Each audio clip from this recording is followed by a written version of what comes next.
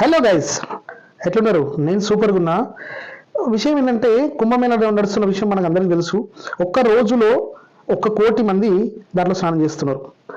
So రీసెంట్గా central pollution control board ఏం చెప్పిందంటే, ఈ నీళ్లు చెడిపోయేదానికంటే 20 టైమ్స్ అంటే 20 టైమ్స్ ఎక్కువ చెడిపోయినాయంట.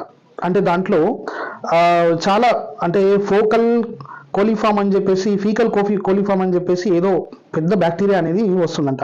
ఆ బ్యాక్టీరియా వల్ల ఏం జరుగుతుందంటే రెస్పిరేటరీ ప్రాబ్లమ్స్ రావచ్చు, లేకపోతే లంగ్ ఇన్ఫెక్షన్ రావచ్చు, లేదంటే ఇంకా చాలా రకాల దురదలు ఇట్లాంటివి రావచ్చు.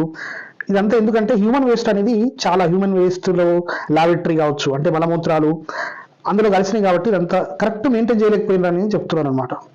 సో మనం చాలా జాగ్రత్తగా ఉండాలి. అంటే దైవం భక్తి ఉండడం వేరు, మన ఆరోగ్యాన్ని కూడా కాపాడుకోవాలి కదా.